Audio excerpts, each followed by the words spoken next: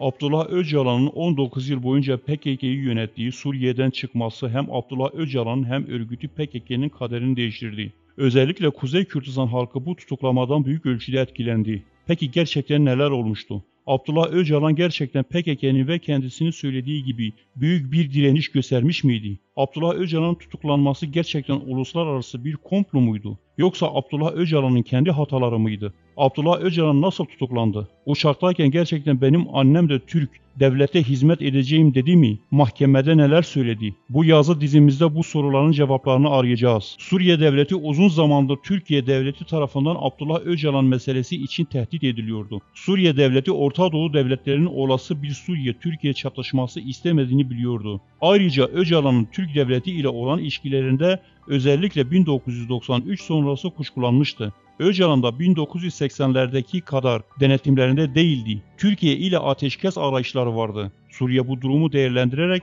artık böyle bir riske almaya gerek olmadığı kanaatine vardı. Türkiye ile çatışmalardan büyük zarar görecekti. Öcalan da uzun yıllar Orta Doğu sahasında kalmıştı. İran ve Suriye gibi dayandığı güçler kendisinden daha çok şey talep ediyordu. Türkiye'nin Avrupa Birliği'ne girme süreci vardı. Ayrıca Türkiye ve Yunanistan arasında sürekli gergin ilişkiler yaşanıyordu. Öcalan bu durumda istifade edebileceğini AB ve Yunanistan'ın kendisini Türkiye'ye karşı kullanmak isteyebileceklerini düşündü. Bunun üzerine Yunanistan'la anlaşma yaptı. Zaten PKK'nın Yunanistan'la ilişkisi uzun yıllardır devam ediyordu. Birçok PKK katılımı Yunanistan üzeri oluyordu. Hatta Yunanistan Lavrov mülteci kampında sivil eğitimlere izin vermişti. 1997 yılında ise ilişkiler daha üst bir aşamaya çıkmış ve Yunanistan PKK'nın yeni katılımlara ve silahlı eğitim vermesi için Kenesa ve Dileysi kamplarını kurmuştu. Abdullah Öcalan Yunanistan'la da Suriye benzeri bir ilişkiyi geliştirebileceğini düşünür. 6 Ekim 1998'de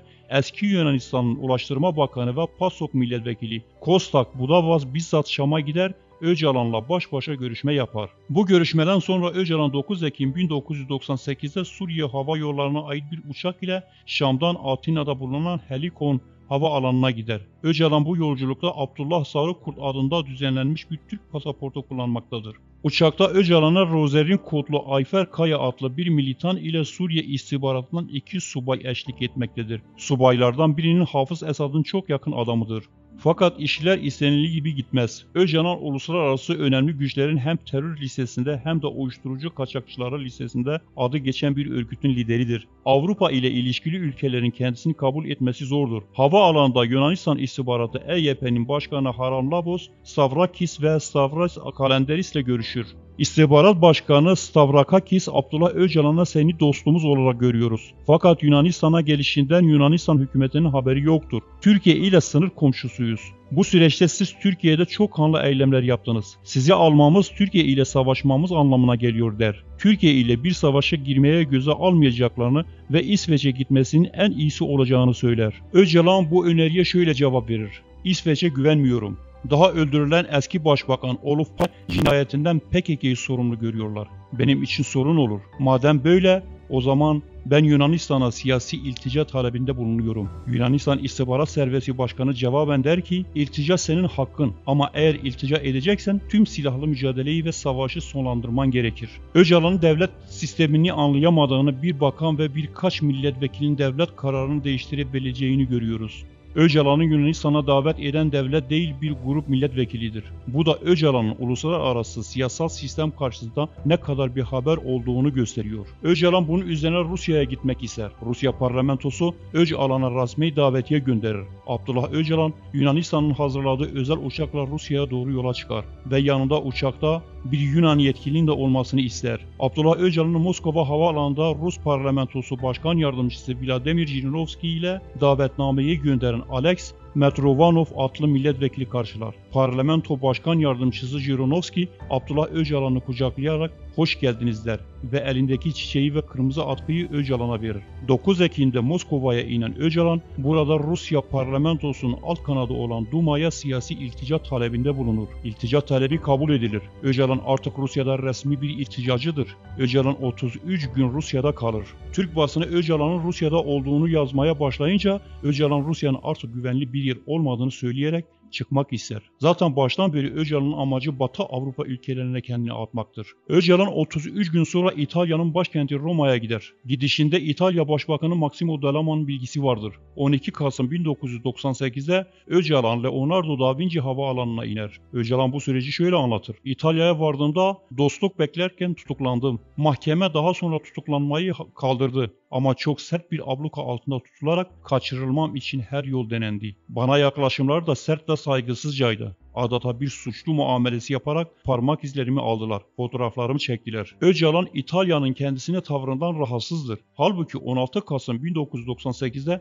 basın toplantısı düzenleyen İtalya Başbakanı Massimo D'Alema Öcalan'ın Türkiye'ye iade edilmeyeceğini açıklamıştı. Daha sonrasında da İtalya hiçbir şekilde Öcalan'ı zorla çıkarma veya tutuklamaya çalışmamıştı. Türk devletinin İtalyan mallarını boykot etmesi, her yerde İtalya'ya karşı eylemler düzenlemesi bile İtalya'ya geri adım attırmamıştı. Fakat Abdullah Öcalan yerine de İtalya'ya kalamaz. 66 gün İtalya'da kalan Öcalan 16 Ocak 1999'da Roma'dan ayrıldı. Öcalan ikinci kez Rusya yolunu tutar ve aynı gün 16 Ocak 1999'da Moskova'ya gider. Burada kalış biçimi ve koşulları konusunda anlaşamaz. Rusya onu Suriye'ye geri dönmeyi ikna etmek ister. Bunu kabul etmeyen Öcalan 29 Ocak'ta tekrar Yunanistan'a gider. Yunanistan ülkede kalmasına izin vermez. Belarus'un başkenti Minsk'e gider. Yanında Yunan istihbaratından Kalenderis vardır. Minsk'ten Hollanda'ya gideceklerdir. Fakat onları götürecek uçak gelmez. Tekrar Yunanistan'a dönerler. Yunanistan Ulusal İstihbarat Servisi EYP kendisine zorda olduklarını, ortam sakinleşip bir yer bulana kadar Afrika'da kalmasını uygun olacağını söyler. Öcalan tutuklanmasını her zaman için Yunanistan'a bağlamış olsa da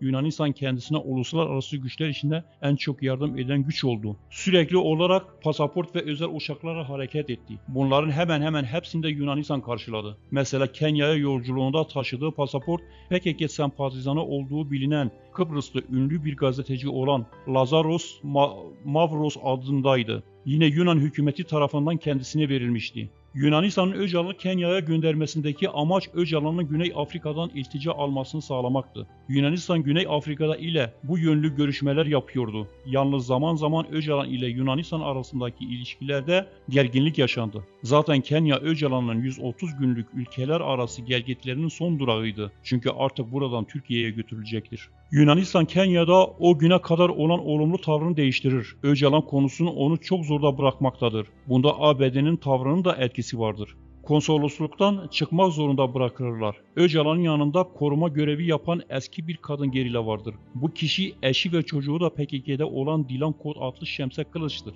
Şemse Kılıç Almanya vatandaşıdır. Kenya'da konsolosluktayken üzerinde silah vardır. Konsolosluktan zorla çıkarılmak istendiğinde silah çeker. Öcalan araya girerek onu sakinleştirir. Dilan Öcalan'la aynı arabaya binmek için ısrar eder. Silahı Öcalan'a vermek ister. Öcalan silahı almaz.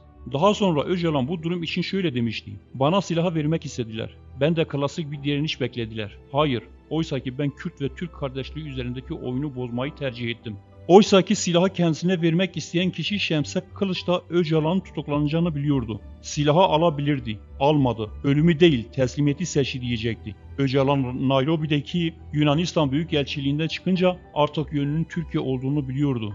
Ve Öcalan 15 Şubat 1999 tarihinde Yunanistan Büyükelçiliğinden Hollanda'ya gitmek için çıkarılan Öcalan'ın Nairobi hava alanına bir uçak bekliyordu. Uçağın üstünde Malezya bayrağı vardı. Oysaki uçağın içinde Türk devlet görevlileri vardı. Öcalan orada teslim alınarak Türkiye'ye götürülür. Evet, Öcalan en baştan beri devlet içindeki bir kanatla ilişki halinde hareket etmişti. 1990'lar sonrası Doğu Perinçek ve Yalçın Küçük üzerindeki Türk devleti ile ilişki içindeydi. Fakat bir tutuklu olarak Türkiye'ye götürülmek Öcalan'ın beklediği bir şey değildi. Öcalan özellikle 16 Kasım'da ikinci kez Rusya'ya gittiği zaman artık Türk devletinin elinden kurtulmayacağını tahmin eder. Buna rağmen Kürdistan dağlarına gitmez. Bunu bir seçenek olarak görmez. Abdullah Öcalan'ın tutuklanma süreci kendisi ve örgütü tarafından uluslararası komplo olarak adlandırılıyor. Öcalan'ın pek çok devlete gitmiş ve çıkmak zorunda olması da durumun gerçekten uluslararası bir komplo gibi algılanmasına yol açıyor. Oysa ki Öcalan'ın pek çok devlet tarafından reddedilmesinin temel nedeni yine kendi geçmiş pratiğidir. Eski İsveç Başbakanı Olof Palme'nin öldürülmesi, Almanya'da otoban eylemleri adı altında yapılan eylemlerin PKK'nın Almanya'da yasaklanmasına yol açması, yine uluslararası eroin ticaretinde PKK'nın ispatlı suçlarının olması Öcalan'ın istenmeyen kişi olarak görülmesine yol açar.